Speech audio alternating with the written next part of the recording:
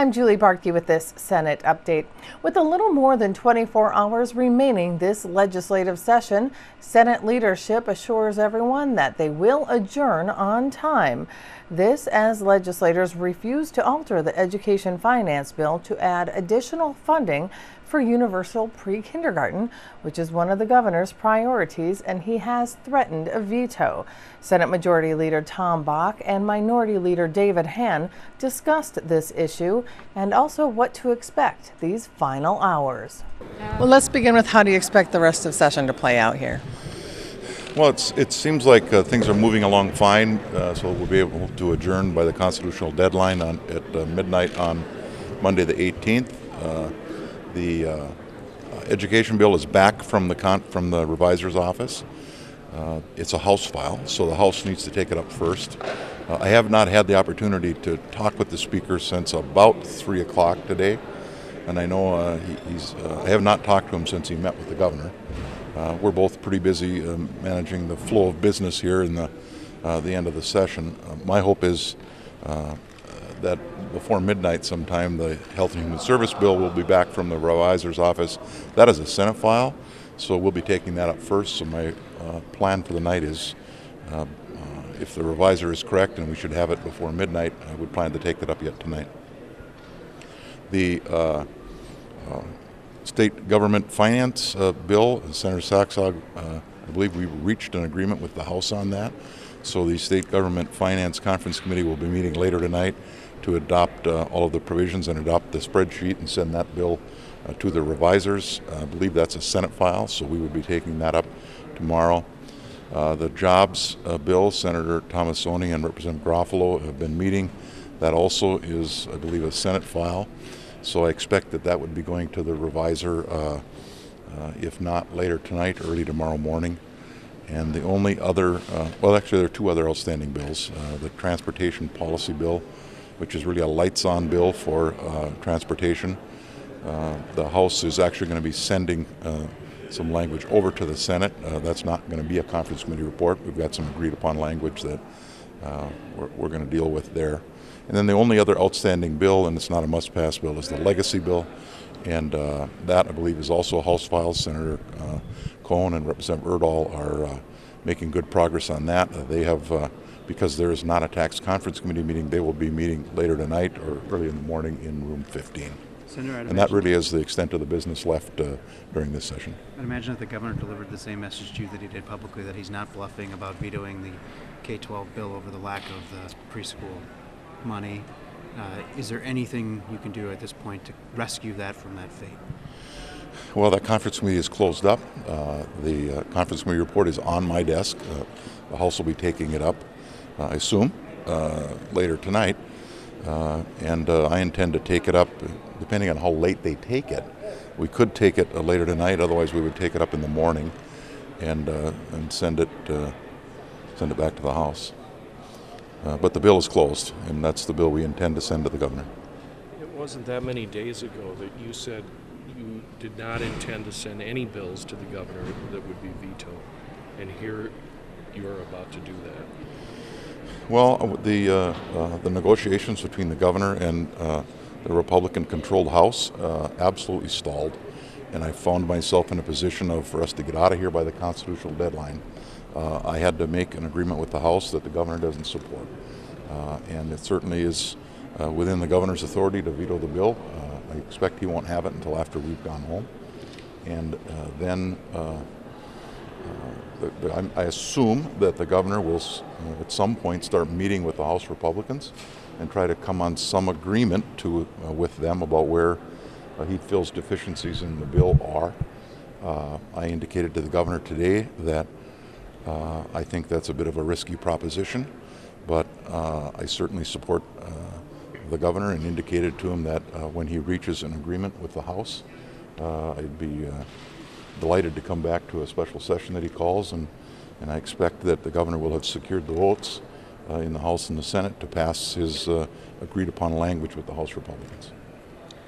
The Governor said today that a special session could happen on the Capitol lawn, if need be. Did he propose that to you? I did ask him where we'd meet, and he said we'd put up a tent and set up some chairs. I guess The Constitution says that the legislature has to meet in the city of St. Paul. We will meet someplace in St. Paul. And a lawn, is that good enough? It seems unlikely. Why is that unlikely? It seems like there's some other options. What if it's raining that day? It seems like there's some other options available to us. There are facilities big enough in St. Paul somewhere to hold a legislative session. Do you expect unanimous support in your caucus for the education finance bill? You know, I don't know. We have not caucused it, so I don't have a clue. I assume there's going to be 68 votes to pass it. It's a very good education bill, and the governor's not going to veto it if he does, because it's not a good bill. He's going to veto it because there are things that are not in it. And I don't think the veto threat is about something that's in the bill that he doesn't support. The veto is the fact that there's something not in it that he'd like to have. What do you make of the frame that he's starting to set up, that this would be a special session focused on whether you want pre-K or a big tax cut next year? Is this a winner for him? Well, I assured the governor today that I'm not going to agree to a lousy tax bill. So, I mean, the fate of a potential tax bill next session resides in the negotiators of the House and the Senate. Because this session is concluding without an omnibus tax bill, the Tax Conference Committee will remain open in room 15. When we come back in March, we will reconstitute that conference committee, and they can resume their discussions about the provisions in the House and Senate tax bills. So what does that mean? Well, and that's also true for transportation, because we're not using the Transportation Conference Committee. That will be an open conference committee going into the next legislative session. We will reconstitute those conferees and resume conversations about a potential omnibus transportation bill next session also. Since the governor is saying get ready for a special session, does that potentially cause any problems for you and the speaker in terms of getting cooperation to move these bills and finish on time? I don't expect so. I mean, the speaker and I have an agreement, a global agreement on what the budget targets are. We've negotiated about everything out except for the jobs bill. That's the only omnibus bill that is left that we haven't negotiated the terms of. Are there some issues in the bill? Well, I think it's a little bit too early. That is the one conference committee report that we gave the latest deadline to. The speaker and I lined up all the other ones earlier. That happened to be the one that got the latest time, so I'm not surprised it's going to be the last one to conclude. That's what we expected would happen. All right. And on state government finance, where did you guys end up coming down? Like the lease payments obviously were a sticking point, and there were some pay issues. There'll be no. I think it's a fine bill. I think the governor will support it. It funds, I think, pretty much everything that the governor requested. It funds the things that were important to the Senate in the bill, and it maintains the real egregious provisions that were in the House bill have all been left out of the bill. When you adjourn, if everything passes the way it is, what would you consider the greatest success for the Senate DFL this session? I think our biggest disappointment is the fact that we weren't able to get a comprehensive transportation package passed.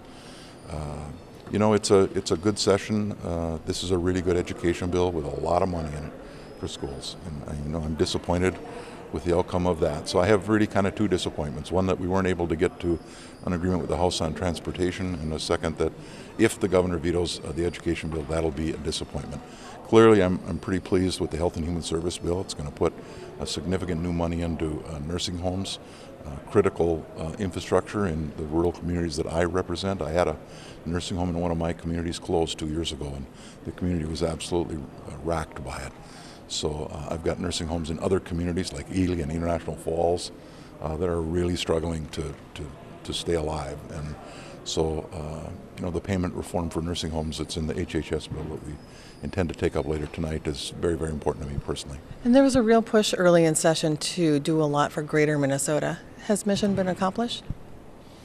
The education bill, I did notice an email this morning from the Minnesota Rural Education Association that my principal from International Falls sent me the text of it because it had been sent out apparently to all the Minnesota rural education schools that are members of that association. And so my principal sent it to me and said, "Tom, is this true?" And I read the text of the email that the school association sent out, and they said, I think this is verbatim, "This is a very good bill for rural schools." So I'm very, very pleased with the work that Senator Uyghur and the conferees did on that area, and I do hope if the bill gets vetoed, as the Speaker negotiates the conditions of what a education bill would be that we might consider in a special session, that he's willing to start from the vetoed bill. But I don't know where he plans to start, but I think him and I have no disagreement over the provisions that are in the bill that we're about to vote on. He and I actually closed that bill up. We made the very final decisions about what we're going to be in that bill, so we're very familiar with the funding provisions of the bill. And what about for your area? You've been concerned about mines and energy costs at the mines and other issues up there. What did you win that's in these bills that we don't yet know? Well, there's a provision in the tax bill that we're not going to get. That was important to me relative to the occupation tax.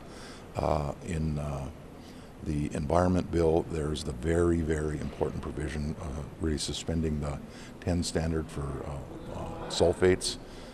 Very important. The PCA is going to go through the rulemaking process to develop a standard that's more water body specific, but we needed to suspend the 10 standard in order to accomplish that. That's going to be very, very important. The jobs bill, I expect, is going to have what I always have referred to as cost-based power. They've given it another name now, something about trade businesses or something, but I did, when the Speaker and I talked about, with the Governor, about our global agreement, the Governor raised the issue about policy in the bills, and I said, "Governor, there are two pieces of policy that are important to me," and I indicated the wild rice piece, which is going to be in the environment bill, and the cost-based power for the really, really high energy-intensive businesses like paper mills, like mines, that would help them with their energy costs. And the energy cost in a mine is higher than the cost of labor. I mean, anytime you take something out of the ground and add value to it, it takes a lot of energy. So I expect that provision is going to be in the jobs bill. And in terms of the next 24 hours, is the 26 and a half? 26 and a half hours. How much is the Senate expected to be on the floor to deal with, I think, 6 more omnibus budget bills and everything else? It will depend on how fast the House sends them over. And I don't know enough about the relationship between the Democrats and Republicans over in the House as to know whether they're going to have long debates on the conference committee reports or not that are House files. I can't take them up till they send them to me. Senator Hann and I have a good relationship, and I don't believe he's going to try to throw sand in the gears here to run us past midnight. And I appreciate the relationship that we've been developed to have a timely conclusion to the session. But it will be dependent on the House's ability to get us the House. Are you expected to be on the floor? Are you going to let people go home to sleep and just say, at 2 o'clock in the morning, let's just get back at this at 9 tomorrow? Or what's the? Well, I'd be pretty surprised if we took anything up more than HHS tonight. I mean, we don't have any additional Senate files that are omnibus bills to consider.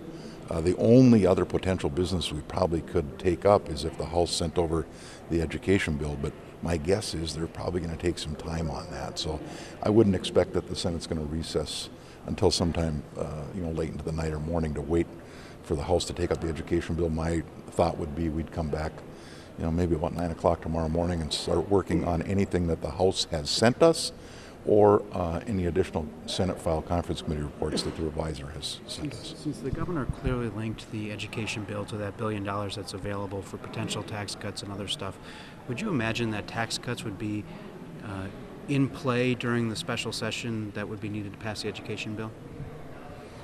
I don't support making that linkage. So as far as you're the concerned, governor and I never had that it would be conversation. an education only, or if there are other omnibus bills that go down, those ones as well. I would think we would deal with, try to address the governor's concern in the veto messages and try to address the bills that were vetoed, I would think. I wouldn't expect that we'd take up other issues.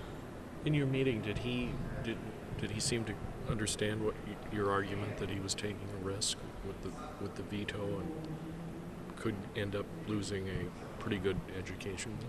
Well, he's pretty comfortable taking that risk. He doesn't understand why the House Republicans don't want to do his pre-K proposal, and I told him I'm willing to support it if he can negotiate those provisions with the House. I mean, barring some kind of clinker in the deal, but if it's a straight up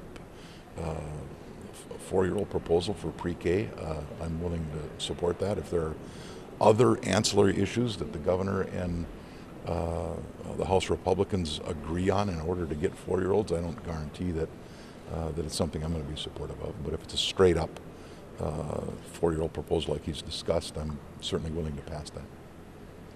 We've got with us members of our education committee. We wanted to at least talk a little bit about where we are with the education bill. We've been hearing a lot of things from the governor's office that we find a little concerning. We put together a little graphic here that talks about all the people in the education community who are raising great questions about the governor's assertion that universal pre-K for 4-year-olds is the way to solve an achievement gap or the other problems we face in education. And the fact is, nobody agrees with the governor, not even Art Rolnick, who's talked about this. I've talked to him directly. He does not believe that having universal pre-K as the governor has designed it will solve any problems. It needs to be targeted. So right now,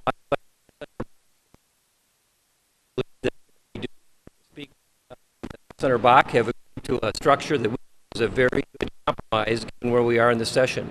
It is a good education bill. I think many of the members in our caucus and in our education committee would support that bill on the floor. I think we're running out of time. A little over 24 hours to go. We need to get these bills passed. We don't need to go to special session. In our opinion, special session would be a huge failure. It would be entirely because the governor has decided that he doesn't like the bipartisan compromise deal that the House Republicans and the Senate Democrats have put together. So we want to call attention to the fact that we are concerned about what the governor is out there talking about. We don't think he's right in describing the virtues of his bill. He's had 4 or 5 months to build a coalition of support for universal pre-K for 4-year-olds. It doesn't exist. It's not there. So I think it's time that we put that aside. Let's live with the agreement that has been made, and let's pass the bill. Any comments? Do you guys want to vote on this issue? Like, if there's 24 hours left, if there's some way, would you guys prefer to have a vote on pre-K? A vote on pre-K? That was not a part of the Senate bill, I don't believe. It's not been part of the House bill. I think we're at the time where we're talking about conference bills that are agreements between the House and the Senate. I don't know how such a bill would be available for us to vote on, but so no, we're not looking forward to a vote of that nature. We want to vote on the budget bills and get those passed. You know, the time for the governor to get the votes to pass pre-K was 1, 2, 3, 4, 5 months ago. This is the conference report. The bill is done. This is what's going to get voted on in the Senate and the House. This is what's going to pass.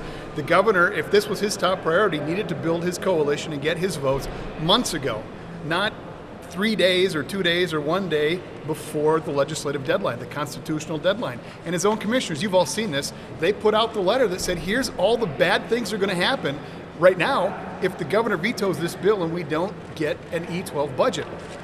This is what we have to vote on, and this is what's going to come up, and this is what's going to get passed. Now, the governor can decide to let it become law, or he can decide to veto it and have no budget, and all these bad things are going to be in the queue.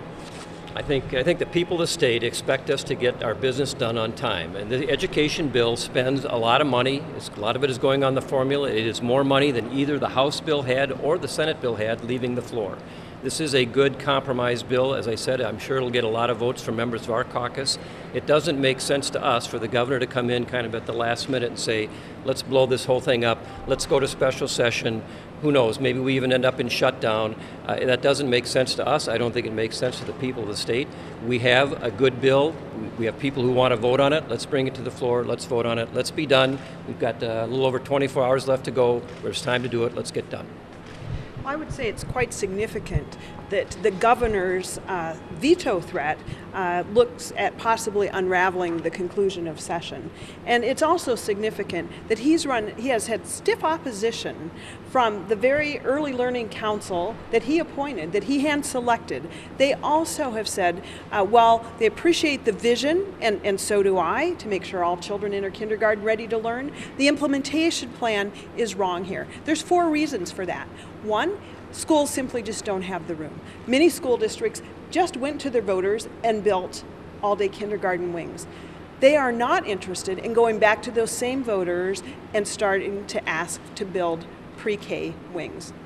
Secondly, it is not targeted resources. And we know that that's what we do up here. There are more wants and desires than there is money to fund it. And the governor's plan, while perhaps well-intended, it does not target limited resources. Instead, it takes those limited resources and says, we want the senior on fixed income. We want that senior to provide all-day 4-year-old education for all students in our state. That means the pair of surgeons. They want seniors on fixed income to provide universal pre-K for kids from homes where 2 parents are working, have lots more money to spend. And so that is just a poor use. We should be targeting resources, and the governor's plan does not do that. And then also, it's just a matter of timing. We have an agreement, it's ready to go, and I believe that this is a topic for another day, but today we need to pass the education bill, close out session in an orderly and timely manner, and the governor can work on his universal pre-K at some later date, but today is not the day. Senator Hann, your opening comment about a special session being a huge failure, does that mean like because it shows you guys didn't get the work done, or because you think it would result in you guys being in the same everyone being in the same place a month from now and potentially in a shutdown zone? Well, I think when we have a big surplus, a $2 billion surplus, and going into this session, no one was predicting that we would end up in special session. I think the public wouldn't understand it. We certainly don't understand it, especially now that we've got a good bipartisan agreement on how to get this session done. I frankly, and I think our members don't understand why the governor would come in at the last minute and say, no, let's go to special session with all the uncertainty that implies. Who knows what happens when you get into a special session? This is not the time to do that. I think we've got a good bipartisan agreement. Let's vote on the bills we have. Let's get done. Let's let the people of the state, relax and not have to worry about what's going to happen in St. Paul anymore. Senator Bakk contends or has told the governor that it's a risky proposition, that you could end up with a worse education bill if you start over on this. Do you agree with that? Well, I think it is a risky proposition. Once you go to special session, and you probably know this, some of the pressure of the deadline to get agreements done disappears, and then the next deadline you have is the shutdown of government. That's not a good thing to run up against, and you don't know what kind of agreement you get.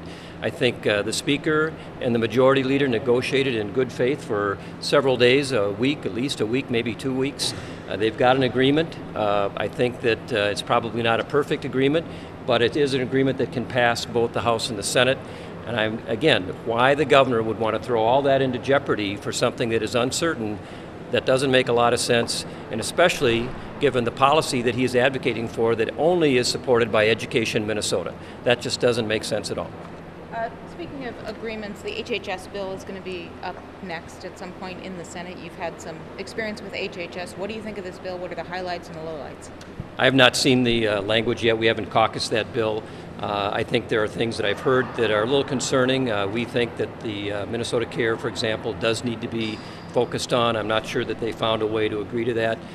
So I guess I can't answer in detail your question. We just haven't had a chance to look at the detail of the bill. Is that concerning to you that you're going to take up a 400, 600-page bill in a couple hours and you haven't had a chance to look at the detail and you're the minority leader of the Minnesota Senate? We are going to look at it before we vote on it. We've got great research, and we're going to be reading through that and answering questions and hearing from our members who served on the committee and been on the conference process. So we'll have a good idea of what's in the bill by the time it comes up to vote. And there's been talk of a bonding bill kind of coming late. Are there any votes in your caucus for one if it's the size that people have been discussing, 1 to 200 million? What I've heard is something like 30 or 40 million, so I guess there's a lot of rumors out there. I've not heard anything specific about a larger bonding bill. I think there's been talk about doing some things for the Capitol renovation. There's been some disaster relief that Senator Pratt has worked on. Those things are important to our members. I don't think there's an appetite for a very huge, large bonding bill at this point. You've probably heard Senator Bakk praise you for how you've worked with him on this. You know, at any point, any of the minority members, looking at you, Senator, could throw some sand in the gears and this whole thing could come crashing to a halt. Have you gotten agreement from your members that won't happen? Why do you look at me? I've seen you do it. We all are here to try to do the best we can for the people of the state, and I think all of us recognize that there is no virtue in going to a shutdown. We tried early on in this process. Senator Nino had a bill to prevent the public from suffering in case you get to a shutdown. We don't want that. We don't think it's a good idea, and again, we've got a bill, we've got an agreement that we think is a fair compromise. It's not perfect. There are things we wish there was in that compromise. We wish there was tax relief. We wish we would have done a comprehensive transportation plan without raising gas taxes. The governor and the majority wanted a gas tax so much that, okay, we couldn't reach that agreement. But we do have agreement on a budget, and it's a good compromise, and I think that we don't want to see that dragged out unnecessarily. We can pass that bill in the next 25, 26 hours. We can be done and adjourned. I hope the governor gets that message. I hope he goes out and talks to the people of the state and asks them whether they want to see this shut down. I don't think that he'll get a good answer for that. Does it help sell this $42 billion budget with conservative Republicans that the governor wants it even bigger? Is that how you're going to sell it?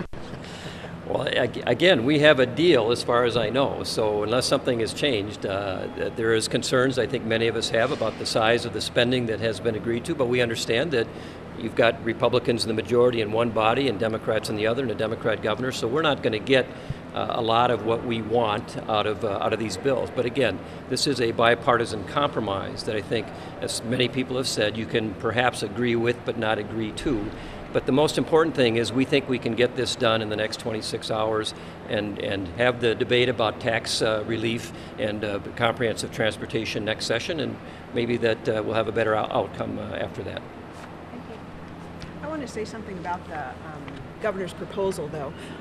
The universal pre-K, now I think he has somewhat modulated that to have universal half-day pre-K. And one could say that's the only idea worse, maybe, than universal pre-K. Can you imagine how difficult that would be for families, particularly families juggling a few jobs, families that might have difficulty getting that transportation from half-day pre-K to daycare? So again, it's just maybe it's just a bad proposal. And the other thing his policy does, again, it's bad policy. It takes the 4-year-old market, which is currently being served in the private sector, and moves that over to the government sector.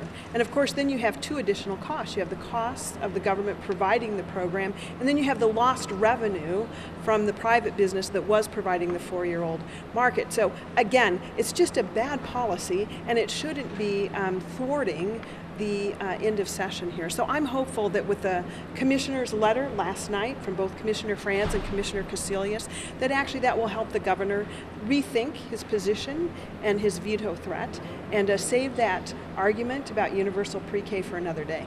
And just to add, we had quite a bit of discussion in conference committee about early learning, and the compromise bill has $61 million in new money going to early learning and school readiness. So we came together bipartisanly. The question isn't whether or not we're investing in preschool and early learning and our 4-year-olds to make sure that they're ready for kindergarten. What we're talking about is how. And the how that we came up with is the how that most of the experts, the school districts, the school boards, the administrators, that are struggling to find space for kindergarten that would now have to try to find space for preschool. We all agree that we should be investing, particularly for our low-income student families, to get access to quality pre-K through Parent Aware to find those quality providers, but also to make sure that our at-risk kids have access to be ready for kindergarten and help close that achievement gap. So the budget that we put together last night does that. We invest $61 million in early learning And so it's not about whether or not we value it, it's about how you deliver it.